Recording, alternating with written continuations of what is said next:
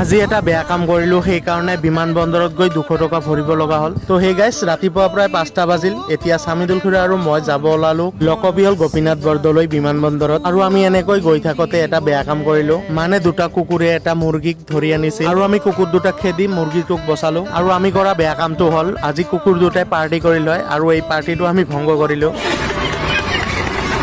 তাৰ পিছত কুকুৰ দুটাৰ অভিশাপ মূৰত লৈ আমি আকৌ যাত্ৰা আৰম্ভ কৰিলো আৰু লাহে লাহে বেলিও উদয় হ'ব ধৰিলে। আৰু এনেকৈ আহি আমি চাহ খাব ৰখিলো, কাৰণ ৰাতিপুৱা একো খোৱা নাছিলো। আৰু চাহ খোৱাৰ পিছত আমাৰ যাত্ৰা আকৌ আৰম্ভ কৰিলো। আৰু প্ৰায় 1 ঘণ্টামান পিছত আমি আহি পালো লোকপিয়ল গোপীনাথ বৰদলৈ বিমানবন্দৰ। বিমানবন্দৰত সোমাই গাড়ীখন পাৰ্কিঙত ৰাখিলো। পাৰ্কিঙত ৰাখি গাড়ীৰ ভিতৰতে আছো আমি। আৰু 1 ঘণ্টা বিমানবন্দৰৰ পাৰ্কিঙত বহাৰ পিছত গম পালো যে আমাক যাব দিছিল নতুন বিমানবন্দৰখনত, আৰু আমি আহিছো পুৰণাখনত। পুৰণা বিমানবন্দৰৰ পাৰ্কিঙত বহি থকাৰ কাৰণে আমি এনেই 200 টকা ভৰিব লগা হ'ল। তাৰ পিছত আহি পালো আমি নতুন বিমানবন্দৰখনত, আৰু এইবাৰ গাড়ীখন বাহিৰত ৰাখি আমি দুয়োজনে ভিতৰত আহিছো। মই বিমানবন্দৰখনৰ ভিতৰত গৈয়ে পোৱা নাই, কিন্তু চামিদুল খুৰাই বেগ এটা লৈ ঘূৰি আহিল। আৰু আমি বিমানবন্দৰত অহাৰ কাৰণ হ'ল আমাৰ দুজন খুৰাই বেংগলোৰৰ পৰা ঘৰত আহিব, সেইকাৰণে ইহঁতক আমি ল'ব আহিছো। এতিয়া আমি ঘৰত যাওঁ। আৰু আপোনালোকক যদি মোৰ ভিডিঅ'বোৰ চাই ভাল লাগে, তেনেহ'লে লাইক, শ্বেয়াৰ, কমেণ্ট আৰু ফ'ল' কৰিব। আজিৰ ভিডিঅ'টো ইয়াতে এৰিছো। Bye bye. জয় জুবিন দা, জয়।